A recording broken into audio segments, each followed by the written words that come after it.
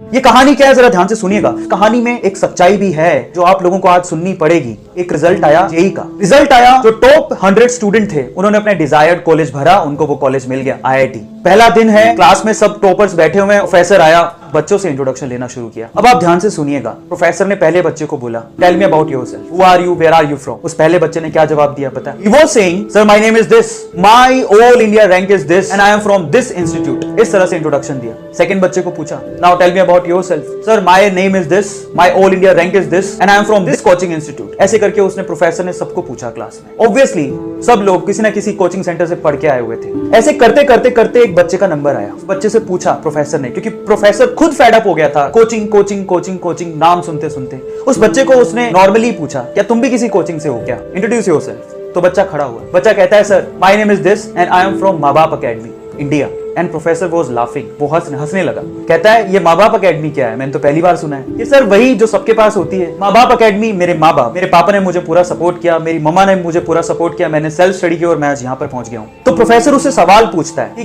तुमने फिर coaching centre join क्यों नहीं किया। बड़े ध्यान से सुनिएगा। अच्छा जवाब देता है कि सर क्या हो जाता कोचिंग सेंटर ज्वाइन करके, वही ऑल इंडिया रैंक 1 है जो वही लकड़ी की बेंच में इसी क्लास में बैठा है, और वहीं मैं हूं 59th रैंक है सर, और मैं भी उसी क्लास में उसी लकड़ी की बेंच पे सामने बैठा हूं सर। क्या फर्क? हाँ, फर्क सिर्फ इतना है कि वो 2-2.5 लाख रुपए खर्च करके बैठा है और मैं अपने माँ बाप के 2-2.5 लाख रुपए बचा के बैठा हूं सर। सो प्रोफेसर उसकी बात को सुन के हैरान रह गया। प्रोफेसर से रहा नहीं गया। उसने फिर से एक सवाल पूछा उसी बच्चे से। कहता है, तुमने कभी तो ट्राई किया होगा इस कोचिंग इंस्टीट्यूट के लिए, कभी तो तुम गए होगे। तो उसने जवाब दिया, हाँ सर मैं गया था, पर मेरे पापा के पास इतने पैसे नहीं थे, तो उन्होंने अपना घर बेचकर थोड़े बहुत पैसों का जुगाड़ किया और मुझे लेकर गए इस कोचिंग सेंटर में।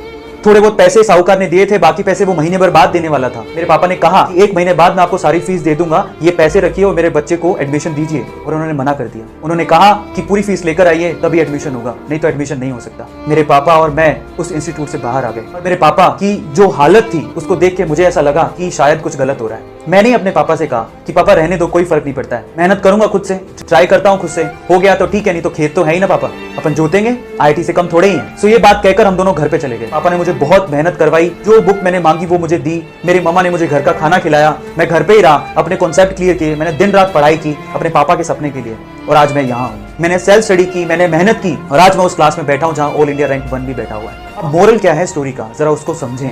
जो अगर आप सोचते हैं कि ऑल इंडिया रैंक 1 ये कोचिंग इंस्टीट्यूट ही बनाते हैं, तो बहुत सारे टॉपर ऐसे हैं जो अपनी रैंक बेच देते हैं। Do share this video.